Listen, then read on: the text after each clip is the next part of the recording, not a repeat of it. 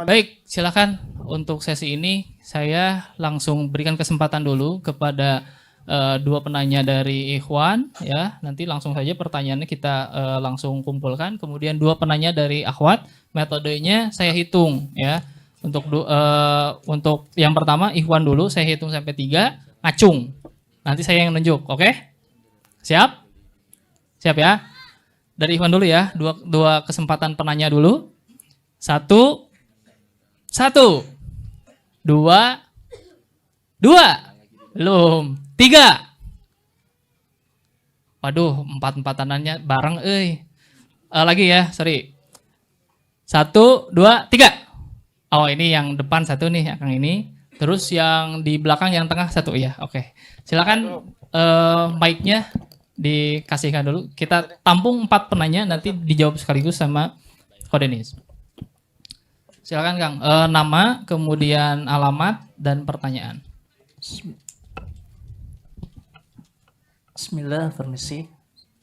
Ustadz Kodenis, izin bertanya perihal kebahagiaan itu ya? Nama?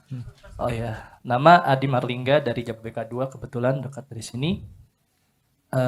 Perihal kebahagiaan itu mungkin ingin bertanya langsung semenjak Ustadz belajar di Darut Tauhid ya, di Agim, itu apakah sebelumnya memang sudah ada satu dalil yang mana ingin sekali hijrah ya? Contoh kan udah dijelaskan Al-Imran tuh di ayat 14 ya, zuyyina linnas hubbus syahwat minan nisa. Dan mungkin juga Ustadz Denis nih mengambil dalil dari Quran surah Hud 114 ya, wa aqimis shalah tarafayil nahari wa zulafa minal lail innal hasanat yudhibnas sayyiat. Dari kali dzikra lidzakirin, dan juga di hadis ittaqillah haitsuma kunta wa atbi'is sayyi'atal hasanata tamhuha wa khaliqin nas bi khuliqin hasan. Mungkin itu saja Ustaz, mohon penjelasannya. Afwan. Oke, luar biasa Kang Adi ya. Adim. Terima kasih Ustaz. Adim. Yes. Oh, pakai M. Pakai M. Iya, Adim. Oke. Dari Jababeka 2. Ustaz, kita tampung dulu saja. Oh gitu ya. Jadi 4 penanya nanti langsung dijawab. Ya, satu lagi dari Ikhwan yang di tengah tadi. Silakan. Tes 1, 2, 3. Oke. Assalamualaikum warahmatullahi wabarakatuh. Waalaikumsalam warahmatullahi Nama saya Lintang Wabarakatuh. dari Jababeka 2 juga. Ya. Terima kasih banyak, syukron jazakallah khairan kepada Ko Denis dan Kang Acep juga atas materi yang telah dipaparkan, sangat luar biasa ya. Iya. Kan jadi mengingatkan kembali gitu ketika kita galau, ketika kita lagi futur, Iya, betul. kalau kembali kepada Allah Reminder gitu ya. ya. Iya, kalau Allah, kalau Rasul gitu. Pertanyaan saya ini berkaitan dengan tentang ada sangkut paut dengan kebahagiaan juga. Itu mau tanya soal penggunaan bank. Itu di realitanya itu kan sekarang saat ini ketika bermuamalah, berbisnis gitu, menggunakan bank yang kita tidak bisa terlepas dari riba ya. Oke. Mau nanya itu kiat-kiatnya kalau dari Ko Denis bagaimana untuk menyiasati riba tersebut? Ada yang bilang masukkan juga dicatat aja bunga yang didapatkan dari bank tersebut gitu kan, kemudian dialihkan gitu sesuai sama tuntunan Nabi gitu. Atau apakah ada cara lain gitu? Seperti kita tahu kan sekarang juga bank yang paling baik ya bank ABC ya. Ini kan karena nggak ada sponsor jadi saya sebut ABC gitu. Bang ABC. Karena ya bukan dari paham. bunganya yang terbaik, tapi kan kita tahu dari segala fitur dan segala macam itu sangat memudahkan gitu. Apakah ada cara lain dari Ko Denis sendiri bagaimana menyiasati tersebut? Terima kasih banyak. Syukron ya. Assalamualaikum Kang warahmatullahi Lintang ya. wabarakatuh. Jababeka 2. Baik, untuk Akhwat ya, untuk Akhwat pertanyaannya disesuaikan dengan tema, oke? Nah, takutnya gitu kan ada pertanyaan yang lain San. Gak apa-apa, kalau tinggal jawab gak tahu, udah iya. selesai. Benar-benar ya, luar biasa. Oke lah kalau begitu. Sama ya, metodenya saya hitung dari 1 sampai 3. Teman-teman silakan ngacung dan nanti saya yang nunjuk. Siap? Siap ya. 1, 2, belum, 3, Wah, bareng. Sorry. Sekali lagi. 1, 3. Yang depan ini 1, yang di belakang tengah 1. Yes. Oke. Ya, silakan panitia. Yang teteh yang di depan ini, ya di depan sini 1, terus yang teteh 1. Seperti biasa, nama dan juga alamat ya. Assalamualaikum warahmatullahi wabarakatuh. Yang mana dulu ini? Hah? Ini saya kan yang nunjuk. Ini nih, teteh yang di depan sini. Bentar, nanti mungkin di sesi yang kedua ya. Ini nih yang di depan sini 1. Nah, ini nih. Silakan teh. Nanti yang kedua yang pakai baju hijau ya. Bismillahirrahmanirrahim. Assalamualaikum warahmatullahi wabarakatuh. Waalaikumsalam warahmatullahi wabarakatuh. Izin bertanya Ustadz. Jadi dari ibu oh iya, siapa? Teteh siapa? saya dari KSB Serang Baru, Iik Royati. Siapa Bu? Iik. Iik. Ya, Bu Iik, silakan. Ya, saya mau bertanya Ustadz. Saya di lingkungan alhamdulillah orang-orang yang memang mengikuti kajian. Ya, terus kemudian banyak juga yang udah ngaji lama, bahkan bisa puluhan tahun. Tadi kan kata Koh, ibaratnya kalau hijrah baru 3 bulan, maksiatnya 14 tahun gitu kan ya. Tapi di sini juga ada yang kemudian ngajinya lama, tapi mengatakan bahwa tetap tidak ada rasa kebahagiaan gitu kan ya. Terus kemudian gampang futur, terus kemudian lemah iman gitu ya maksudnya. Terus itu gimana ya seperti itu. Padahal kan dia juga mengikuti pengajian setiap pekan gitu, ikut kajian-kajian yang lain, tapi dia mengatakan akhirnya nggak ada rasa kebahagiaan itu muncul gitu kan. Dan akhirnya keluar dari pengajian dan kembali kepada kehidupan semulanya. Padahal udah puluhan tahun ngaji. Nah, orang-orang yang berpikir seperti itu kenapa? Padahal kan pemahamannya udah tinggi gitu kan ya dalam masalah kehidupannya, cara tata cara menghadapi permasalahan hidupnya gitu kan.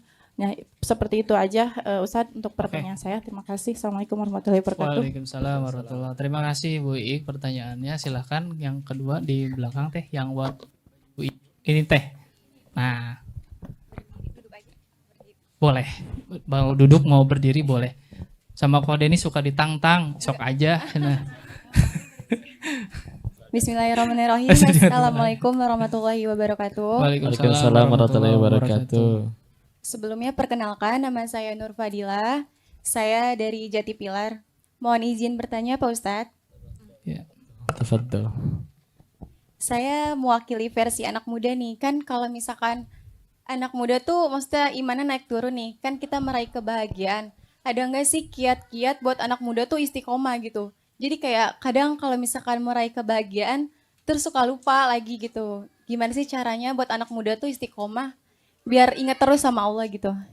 Ya, terima kasih Ustadz. Wassalamualaikum warahmatullahi wabarakatuh. Waalaikumsalam warahmatullahi wabarakatuh. Baik, alhamdulillah udah ada 4 penanya ya, dan ini nanti ada hadiah dari panitia bagi setiap penanya ya.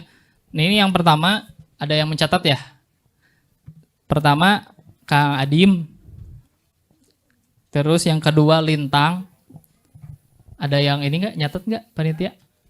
Oke, terus Bu Iik sama Nur Fadila. Baik, saya simpulin poin-poinnya saja dari tadi 4 pertanyaan. Yang pertama sambil dijawab aja dari yang pertama. Oke, dari yang pertama, apakah dulu Ustadz ketika hijrah ada faktor dalil yang men-trigger Ustadz sehingga karena dalil ini kayaknya saya harus hijrah. Baik, bismillah. Nggak langsung ke dalil sih, memang lebih ngelihat ke pengalaman di sekeliling dulu. Seperti misalkan ngelihat ada orang yang udah ngalamin dan melihat memiliki sesuatu yang kata orang itu harusnya sumber kebahagiaan, tapi nyobain sendiri dan sekeliling juga punya banyak, entah itu harta dan yang lain-lain, tapi mereka juga ternyata malah lebih depresi, lebih stres daripada dulu waktu ya istilahnya belum punya uang sebanyak itu lah ya. Sehingga akhirnya kan jadi timbul pertanyaan, oh berarti kalau emang manusia diciptakan untuk bahagia dengan cara ini, kenapa dengan cara ini nggak pada bahagia? Sedangkan tadi nyari lagi, berarti siapa sih yang orang yang benar-benar yang bisa bahagia tanpa alasan dan yang berbuat baik tanpa alasan, yang nyeletuk malah justru yang tidak beragama, yang ateis, yang berkata malah yang kayak gitu mah cuma orang-orang suci yang dekat dengan Tuhannya katanya. Gitu katanya, ateis padahal dianya. Akhirnya kayak, iya juga sih. Dari dulu waktu masih sekolah-sekolah Katolik juga kan ya kan ada kisah-kisah para nabi juga. Yang diceritainnya kan mereka tuh luar biasa baik, padahal dijahatin gitu kan. Tapi tetap selalu bahagia.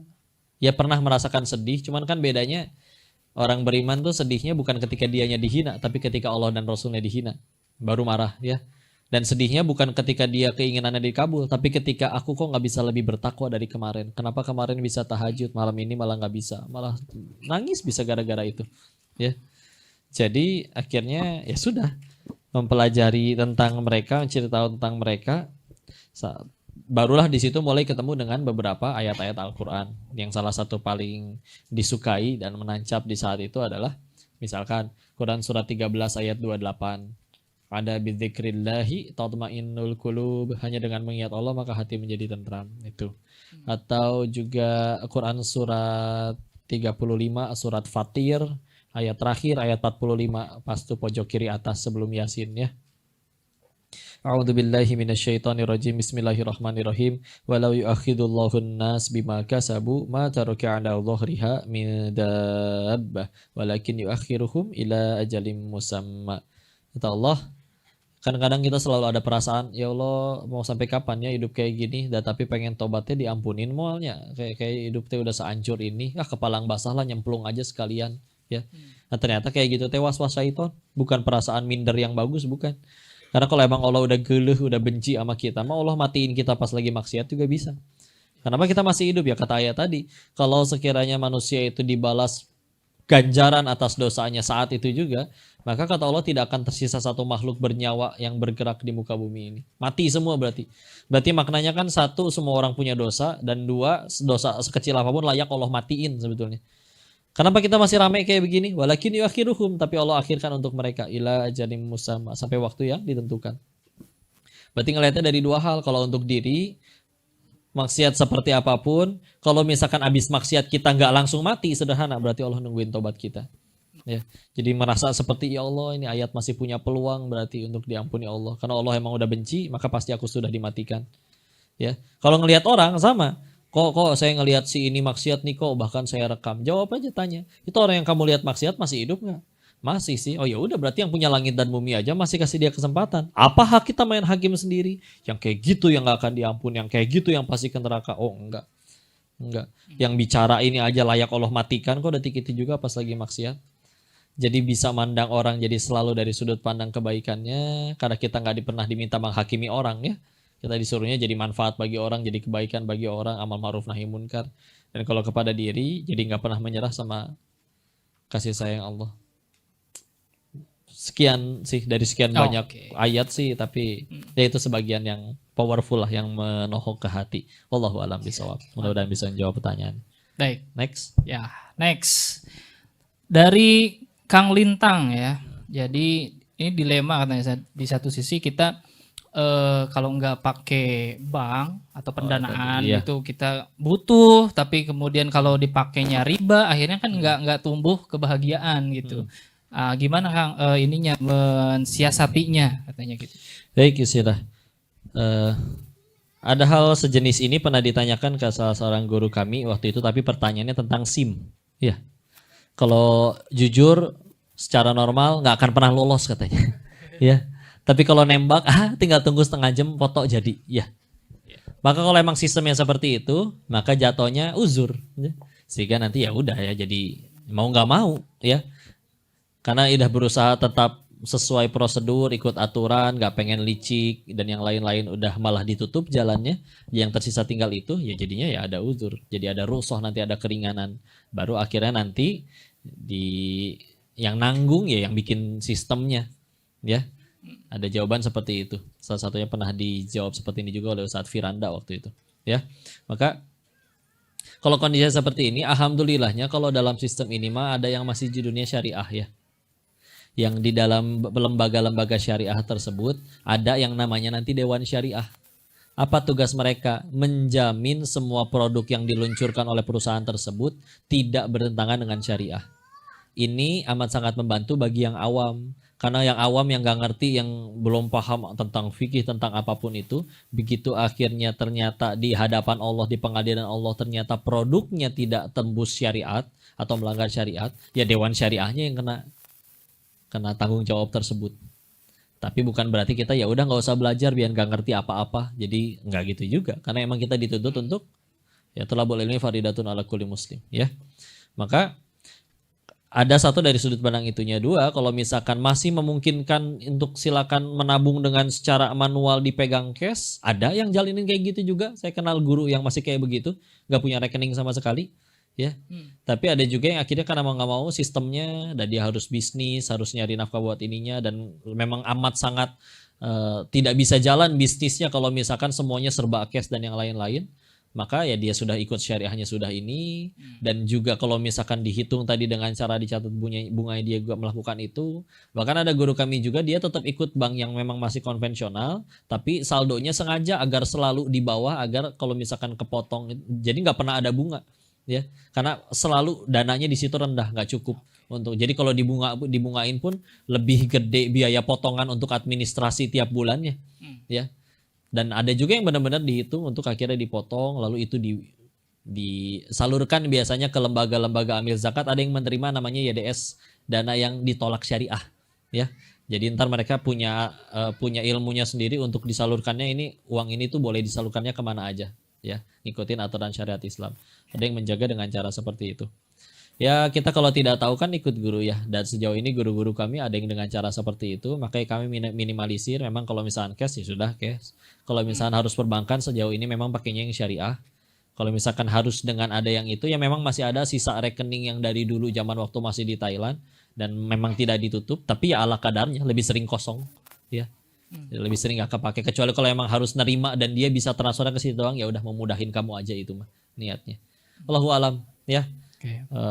Mohon dikoreksi kalau nanti ada temu jawaban lain, silahkan di share ya, karena yang kami ketahui seperti itu. Allahu alam bishawab. Oke, itu kalau secara teknisnya, kok maksudnya lain cerita kalau misalnya memang sengaja untuk kita minjem pendanaan misalnya dari bank yang itu udah tentu ada ribanya. Ya kan nyari duitnya dari bunga kalau emang itu makan. Betul. Berarti beda hal dengan yang tadi kalau Denis sampaikan ya. Masalah teknis misalnya pertransferan dan lain sebagainya ya itu mah bisa dianggap ruksho lah ya karena bukan kita minjem. Kemudian di situ udah jelas ada ribanya gitu kan. Baik, itu tadi ya untuk Kang Lintang. Kemudian kita berlanjut ke pertanyaan berikutnya dari Bu Iik. Ya, jadi saya nyatetnya ngaji lama hilang rasa. Oke. Jadi udah cakep. Bukan pantun ya. Bukan saya. Jadi udah 10 tahun katanya misalnya tuh bertahun-tahun ngaji, tapi kemudian kok ngerasa hampa gitu. Kenapa nggak ada rasa ya mungkin cinta ke Allahnya jadi kurang? Kenapa nggak ada feel yang kayak gitu? Langsung jawab? Ya, bismillah ya. Itulah pentingnya kita minta tolong sama Allah ya. Mudah-mudahan kita tidak tergelincir lagi. Gimana biar nggak tergelincir lagi, silakan boleh misalkan menggunakan akal. Contoh, kalau emang kehidupan kita dulu sebelum hijrah, sebelum tobat udah jadi kehidupan yang baik, yang Allah suka, kenapa kita kepikiran berhenti? Ya, kalau emang udah baik nih, ya kan? Tapi kan karena itu pasti bertentangan dengan ya nuraninya manusia, fitrah settingan bawaannya manusia, pasti kan berontak. Ya semua koruptor juga tahu kok korupsi nggak baik dan nggak pengen selamanya hidup seperti itu. Walaupun baru sadarnya biasanya pas udah kena batunya. Ya. Tapi ya anggaplah kalau misalkan kok tapi nanti suatu saat bisa nggak ya misalkan maksiat 60 tahun, tobatnya cuma sehari, besoknya mati. Bisa? Bisa, dah Allah Maha Pengampun, Maha Baik. Selagi nyawa belum nyampe kerongkongan, ya bisa diampuni sama Allah. Cuman pertanyaannya, siapa yang menjanjikan kamu masih ada waktu sampai hari itu? 5 menit lagi aja belum tentu masih hidup.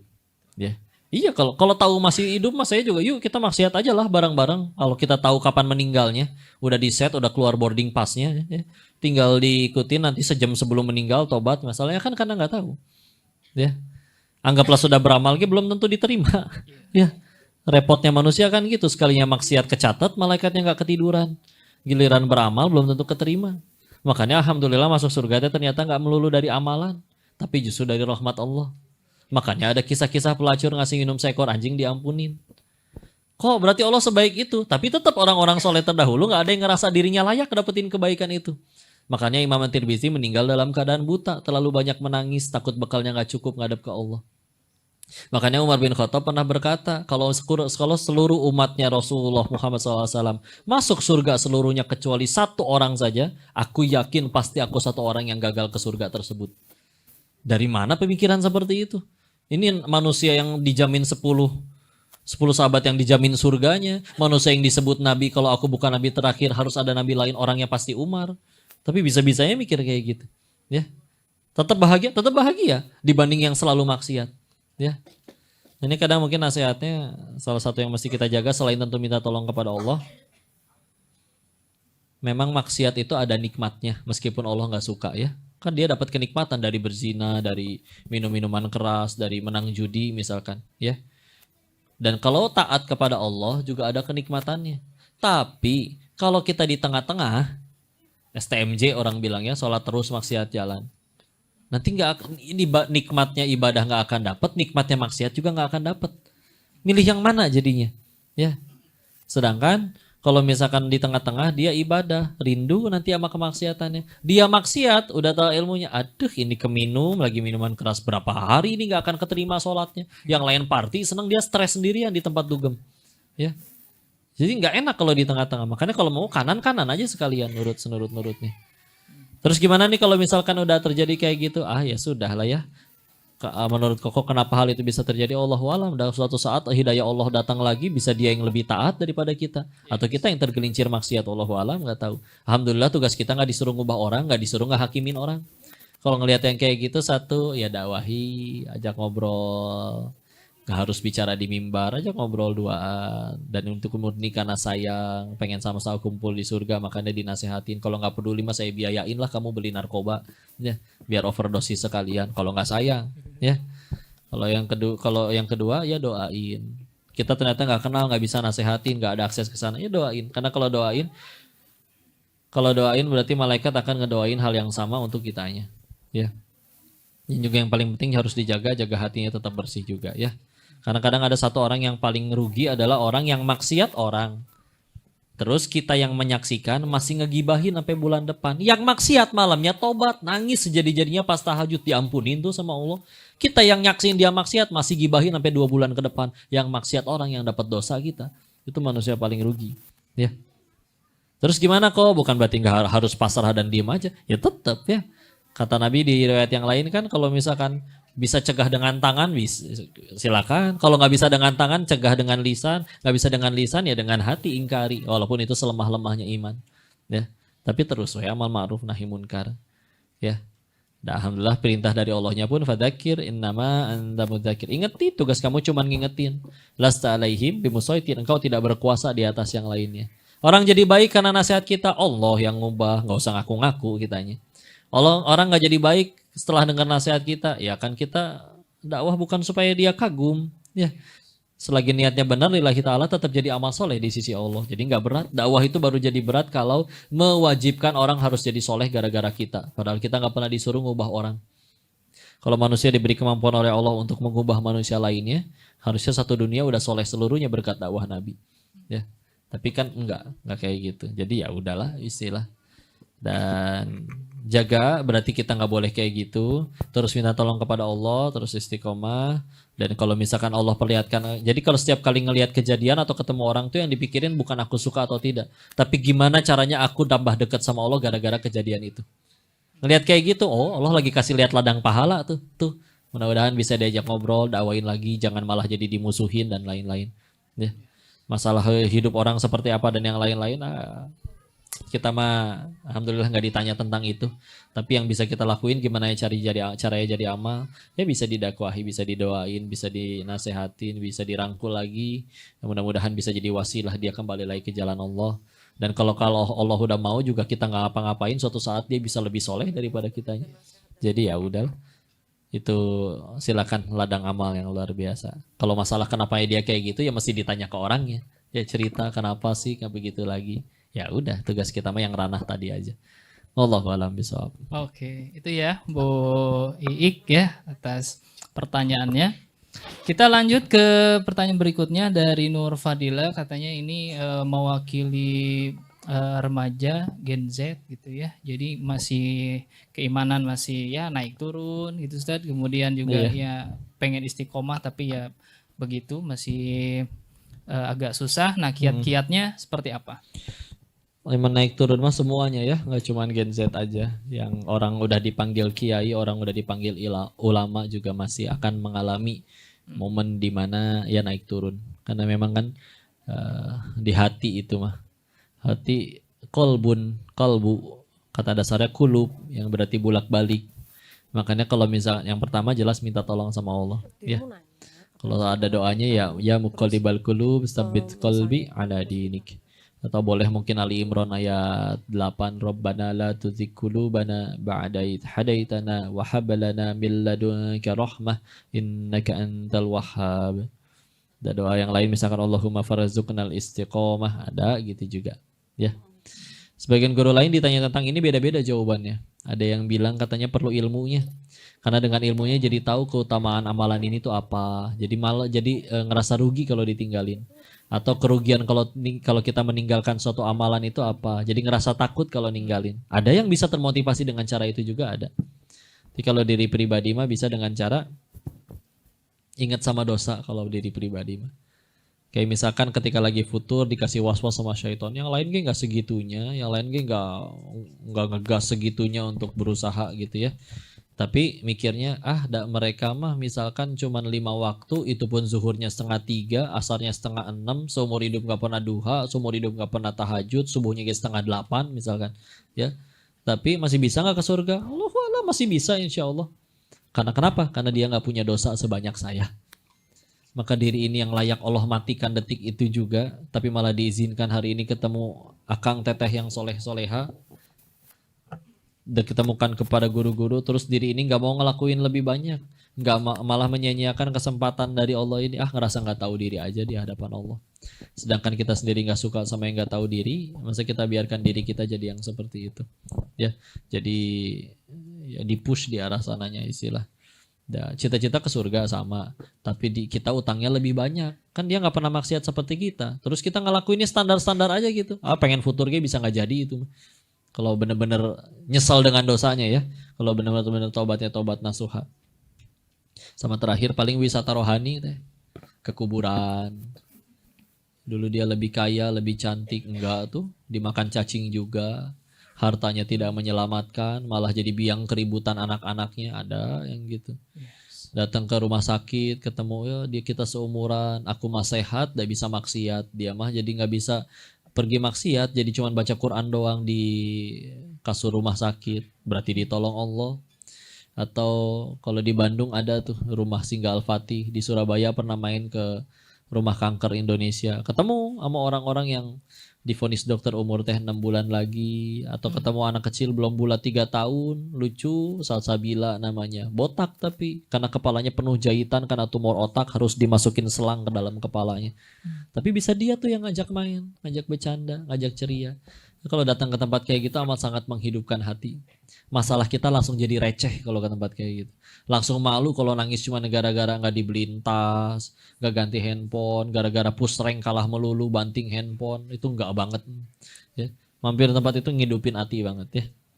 Ketika cenah pengen jadi hebat tapi nangisnya gara-gara hal receh ya. Ya asli.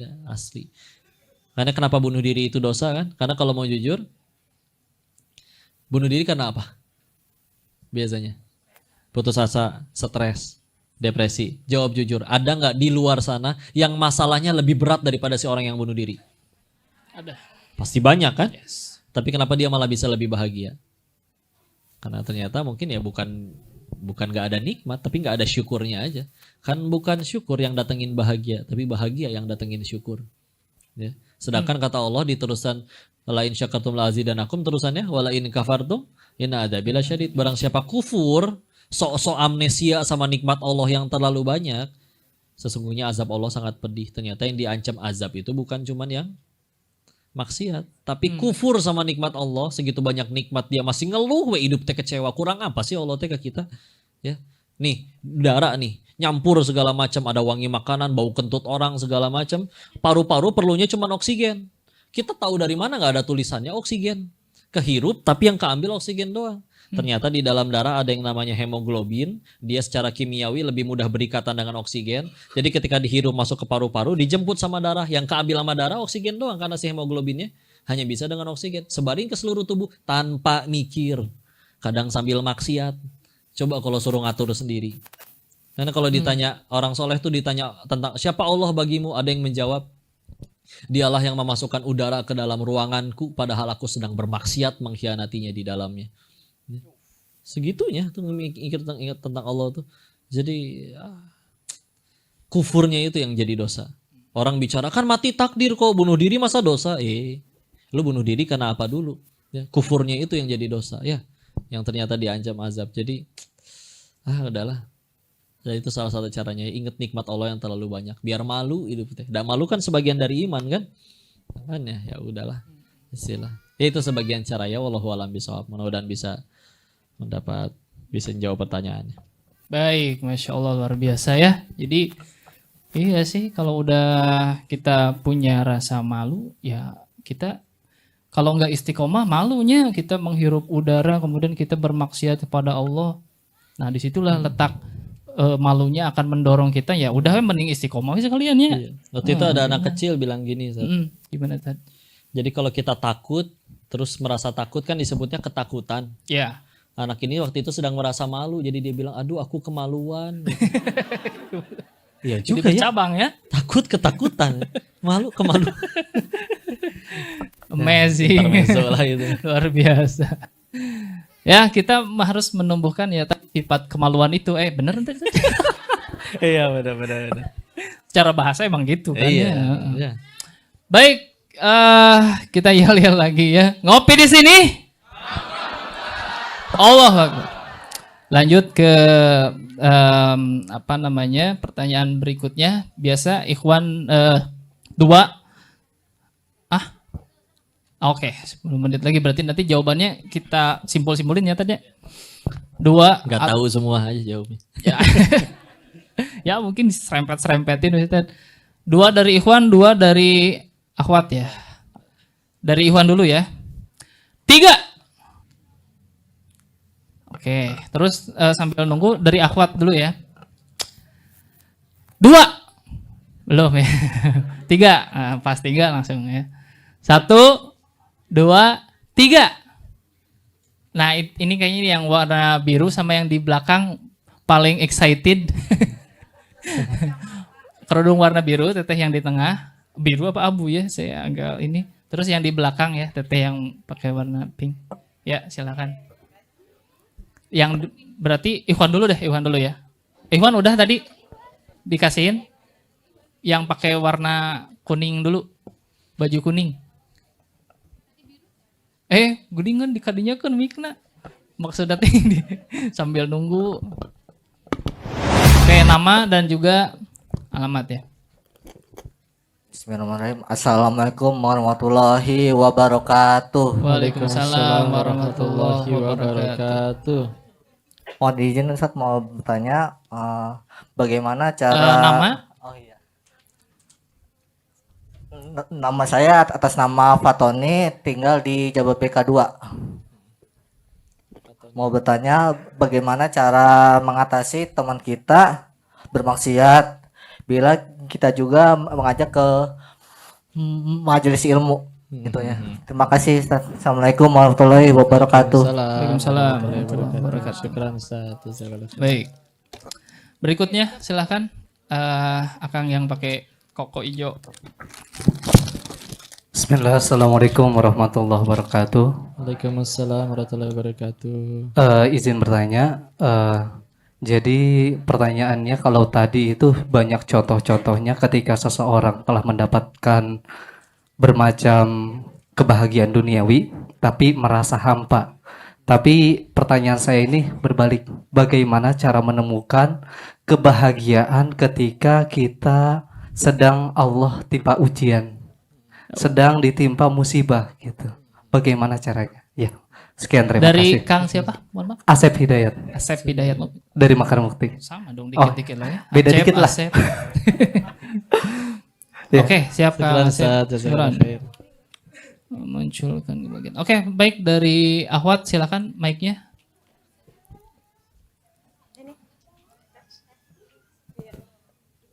Bismillah, Assalamualaikum warahmatullahi wabarakatuh. Waalaikumsalam warahmatullahi wabarakatuh. Perkenalkan, nama saya Elizabeth, saya dari Cibarusa.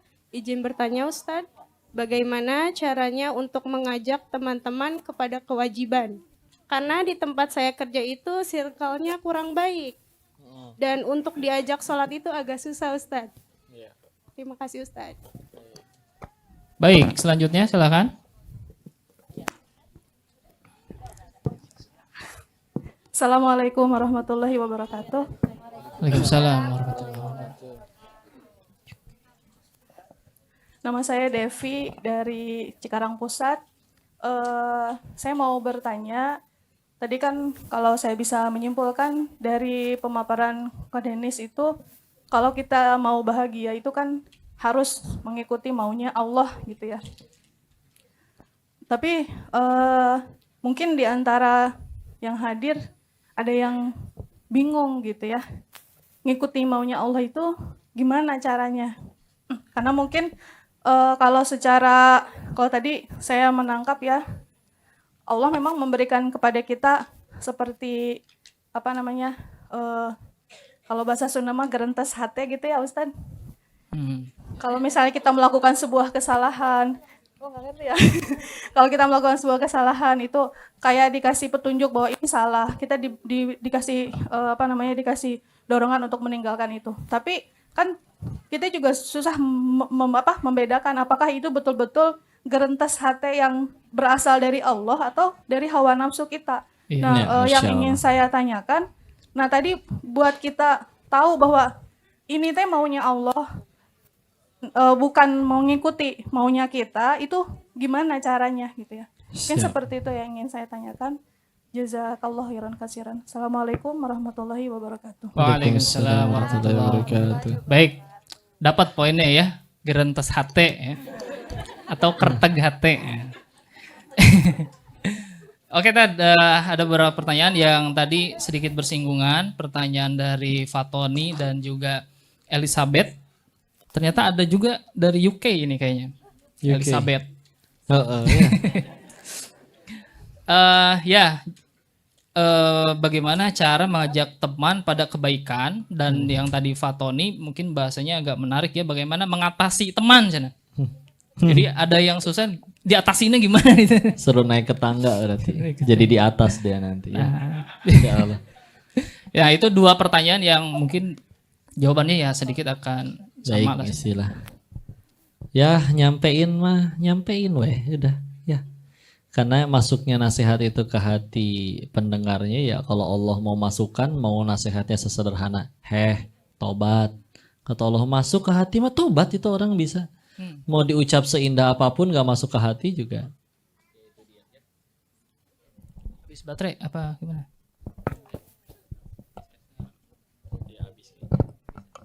Ya itu dia ya. Makanya sekali lagi, tugas kita mah hanya menyampaikan.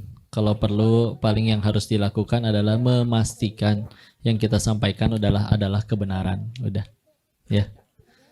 Jadi nggak keluar dari Al-Quran, nggak keluar dari Sunnah, ya. Sisanya, udah tadi lurusin niat, jaga murni karena sayang, murni karena ingin kebaikan untuk dirinya, ya. Ingat ketika Umar bin Khattab sedang jadi pemimpin waktu itu, pengen ngangkat gubernur, datang gubernurnya ke rumah calon gubernurnya ke kediaman beliau. Sayyidina Umarnya lagi main sama anak cucunya. Namanya main sama cucu kan, sama anak kecil, segagah-gagahnya orang tetap konyol kan, ciluk ba gitu kan. Nah ilfil ceritanya si calon gubernur teh, dilihat diomelin, kenapa mukanya kayak begitu? Apa kamu nggak punya anak cucu? Punya. Oh, kamu nggak pernah main kayak gitu sama anak cucu kamu? Nggak pernah sekalipun, kata Sayyidina Umar ketika itu. Kalau pulang kamu sana nggak jadi diangkat jadi gubernur, apa salah saya? Dijawab, kalau kepada darah dagingmu sendiri saja engkau tidak bisa berkasih sayang, bagaimana engkau akan menyayangi umatnya Muhammad Sallallahu Alaihi Wasallam? Jadi mau dakwah, mau dari atasan ke bawahan, ya orang tua ke anak, pakai kasih sayang, weh. Karena pakai ilmu penting biar gak ngalor ngidul ngomongnya. Tapi ilmu nggak pakai kasih sayang, di lampu merah ada yang kesenggolan, di lampu digebrak tuh dari belakang. Sabar dong, innallaha ma'asobirin tahu. Bener dalilnya mah, ilmunya mah. Al-Baqarah 153 itu, cuman kan nggak ada perasaan cinta kasih sayang yang untuk menjadi kebaikan bagi orang lain. Yang ada gelut tuh di situ berantem. Jadi tugas kita memastikan niatnya lurus, memastikan yang disampaikan adalah kebenaran, dan juga tadi lah pakai kasih sayang, kayak cinta. Sisanya orang jadi baik, Allah yang ngubah. Nggak jadi baik pun niatnya benar, adalah jadi amal soleh, nggak ada ruginya sama sekali. Mau lokasinya dimanapun, mau yang dia di majelis ilmu tapi masih maksiat ataupun yang di kantor, bismillah jadi kebaikan. Dan terus istiqomah jadi ladang dakwah lah itu mah. Bayangin kalau misalkan satu dunia langsung soleh sekali, soleh satu dunia soleh ya, ya udah tuh nggak akan ada kajian lagi. Ya otot baru jadi gede kan kena ngangkat berapa kali itu, ya kudu latihan terus, ya akhirnya kita ngaji lagi ya, terusin aja, sisanya nanti gimana Allah. Akhirnya nggak terjadi semuanya, nggak ada yang jadi takwa gara-gara nasihat kita, ya kan kita ngumpulin amal di sisi Allah. Daripada seumur hidup keinginan terkabul tapi nggak ada yang jadi amal soleh di sisi Allah, rugi. Atau kan misalkan ada orang yang seumur hidup lebih sering doanya nggak dikabul, tapi setiap perbuatan jadi amal soleh, dia yang bekalnya paling banyak nanti di sisi Allah. Ya, jadi ngumpulin yang Allah ridho, amal soleh di sisi Allah, sisanya istilah mangga lah, mau ngapain, mau kayak gimana, ya. Alhamdulillah kita meninggalnya nggak ditanya kelakuan orang, ditanya kelakuan masing-masing, terusin dakwanya. Lanjut dulu. Ada? Ya, Masya Allah, luar biasa ya. Terbatas waktu soalnya. Lanjut. Ya, lanjut pertanyaan berikutnya teh langsung dua wenya. Ya. Yang pertama, bagaimana memunculkan bahagia pas dikala kita mendapatkan musibah. Kemudian yang keduanya yang dimaksud mengikuti maunya Allah itu gimana ya, yang kretek-kretek satu sudut pandangnya diubah ya. Karena makanya ada kisah-kisah seperti misalkan salah seorang sahabat Nabi yang paling akhir-akhir wafat, Abu Kilabah Al-Jarmi misal, dan tinggalnya di gubuk di tengah hutan. Pas ada pemuda nyasar tersesat, ngeliat ada gubuk. Dari dalam gubuknya terdengar suara alhamdulillah wa syukurillah. Bingung dah ini orang hidupnya senikmat apa, kok nggak berhenti-berhenti muji Allah. Begitu masuk ke dalam ngintip tambah kaget. Yang lagi muji Allah adalah seorang kakek yang kedua kakinya buntung, kedua tangannya buntung, kedua matanya buta, telinganya setengah tuli. Nanya dong, ayo bapak, apa yang disyukuri? Hidupnya kondisinya aja kayak begini. Apa jawaban Abu Kilabah Al-Jarmi waktu itu? Bukankah bisa mengucap alhamdulillah saja sudah merupakan suatu nikmat? Ya Allah, cek saya teh punya hati kayak gitu, gimana sedihnya. Apa yang beda? Ya, hatinya aja, sudut pandangnya aja. Dia sudah tidak lagi mengejar yang dirinya suka, karena yang dia suka bisa menyengsarakan, jadi neraka. Yang dia kejar yang Allah suka dan surganya saja. Lihat kakiku, kalau ada kaki mungkin saya lagi maksiat. Kalau nggak ada kaki, kalau nggak bisa maksiat, bukankah saya sedang dipersulit ke neraka? Kalau saya dipersulit ke neraka, bukannya saya tambah dekat ke surga? Maka bukankah ini nikmat, katanya. Bisa punya hati kayak gitu, gimana bisa sedih manusia kalau punya hati kayak gitu, ya. Sedangkan kan bisa, ya kayak gini lah. Nih, saya kasih AA 100.000, seneng nggak? Seneng. Tapi ternyata AA mendapati bahwa cuma AA doang yang 100.000, yang lain saya kasih 500.000, jadi sedih nggak? Nyesek kan? Karena kita mah bandinginnya selalu sama orang. Padahal kata siapa yang terjadi kalau kejadian orang itu terjadi pada diri kita, bisa jadi kita jadi musibah itu mah. Orang itu dikasih lebih, siapa tahu ternyata memang dia sedekahnya lebih banyak. Kita dikasih lebih, enggak, malah tamak dan rakus. Wallahu alam. Allah udah aturin.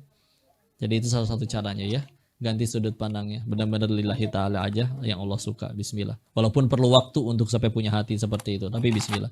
Yang terakhir, ganti hati gimana nih buat tahu ini apa nih yang dari Allah atau bukan.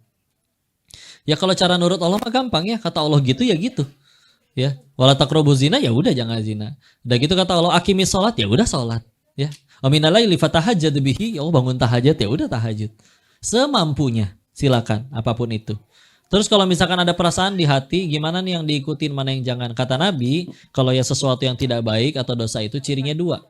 Ya, yaitu adalah satu, membuat hati gelisah. Dua, tidak ingin diketahui orang lain. Nah kalau misalkan bikin ini kalau misalkan ini masjid ya, kita keluar ngambil sendal orang, gelisah nggak hati? Gelisah, takut ketahuan. Nah berarti itu nggak benar. Ya. Atau yang kedua, tidak ingin diketahui orang lain. Coba ada nggak koruptor yang update status? Alhamdulillah hari ini berhasil nyuri 1 miliar dari rakyatku. Makasih ya rakyat, muah gitu ya. Nggak akan kan ada yang ngaku? Ya udah, lihatnya gitu aja. Ya. Jadi kalau misalkan ada perasaan hati nggak enak, terus kok saya nggak pengen ini diketahui orang ya, ada yang salah pasti. Ya. Nah sisanya kalau memang itu kebaikan, udah bismillah. Walaupun nanti ada tingkatan ikhlas yang lebih luar biasa, amalannya nggak pengen diketahuin orang. Sebisa mungkin sembunyi. Tapi untuk standarnya dosa itu tidak membuat gelisah dan tidak ingin diketahui orang lain. Segitu dulu ya, waktunya terbatas. Mudah-mudahan bisa menjawab pertanyaannya. Masya Allah, luar biasa.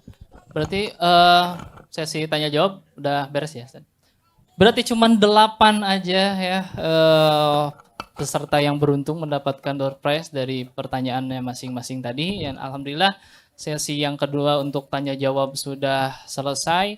Kita pengennya sampaikan ke malam sebenarnya cuman kan waktu gitu yang membatasi. Dan Ko Denis juga sekarang udah ini langsung ngisi lagi pada zuhur ya. Di mana Ustaz? Masih di daerah Cikarang ya? Oh Tambun. Aduh saya encan nyiapkeun kepanjanganna di Tambun naon tenang kayaknya next time ya.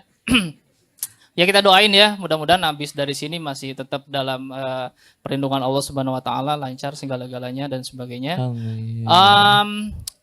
Nanti pas talk show udah beres, belum beres acaranya ya.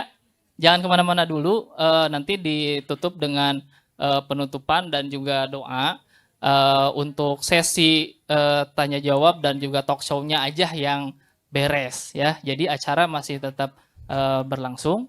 Dan terakhir Ustadz barangkali closing statement-nya dan juga nasihat barangkali untuk kita semua lah, sharing dan sebagainya untuk yang terakhir, mangga Ustadz. Baik, Ustadz. Ini dijadikan kaidah di hati kita ya, bahwa suatu apapun itu kalau pengen jadi baik standarnya mah satu, bikin kita tambah dekat sama Allah, itu aja. Udah, kalau pengen semuanya baik, lihat semua pakai kacamata iman. Kenapa? Karena bagi orang beriman tidak ada yang tidak baik. Semuanya baik kalau udah pakai kacamata iman. Kan ya tadi tidak balik lagi. Tapi apa yang baik bagi orang beriman? Apapun yang membuat kita tambah dekat kepada Allah. Meskipun bentuknya kepahitan dan yang lain-lain. Ya. Dan demi Allah itu pertolongan ya. Makanya selagi belum mengejar yang membuat kita tambah dekat kepada Allah, silakan, monggo. Pengen punya apapun masih ada mentoknya juga. Jadi pilihannya tinggal 2 nih. Nurut dengan sukarela atau Allah paksa untuk nurut. Nah gitu aja. Ya. Suka-suka rela atau dipaksa? Karena jujur saya dipaksa. Ya. Dan itu perihnya. Perih ya, ninggal. Tapi setelah akhirnya ninggalin sana dan diulang oleh Allah sampai habis-habisan lagi semuanya dari nol lagi.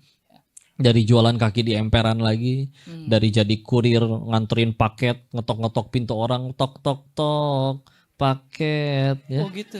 Iya. Karena kan pulang dari sana kan masih bawa ratusan juta aslinya mah. Cuma kan habis ternyata di Allah hijrah nih, tobat nih, sisa duit masih banyak, pasti berjaya nih saya nih. Habis dikirimin bala bantuan sama Allah, para tukang tipu datang semua. Ya. Bisnis ini hilang, bisnis itu, sampai mulai dari nol. Dan awalnya perih, cuma sehijrah malah bikin habis gini, wah nggak sesuai janji nih Allah nih, kayak gitu. Tapi setelah akhirnya udah 2 tahun 3 tahun malah, ternyata pertolongan itu ya. Jadi sisa uang haramnya kan jadi nggak ada yang kemakan. Alhamdulillah. Coba hijrah masih sambil makanin uang haram, berat pasti. Ya. Jadi ya udah, kata Allah itu mungkin, katanya pengen tobat. Tapi uang haramnya nggak berani dibuang semua. Tenang. Nanti diaturin, kirim para penolong, tukang tipu datang KB ya. Ya udah, tenang aja itu. Awalnya perih, oh enggak, pada akhirnya silahlah. Enggak ada yang sia-sia, semua jadi kebaikan. Allah Maha baik. Kitanya aja yang suuzon melulu sama Allah ya. Allahu a'lam bishawab. Mudah-mudahan bisa ada manfaat yang bisa dipetik. Insyaallah luar biasa ya. Takbir. Baik, itu tadi ya perjumpaan kita dengan Ustadz Koh Denis Lim. Jazakallah khairan Ustadz ya, bersama tim yang udah menyempatkan datang ke Cikarang dan berjumpa dengan kita bersilaturahmi.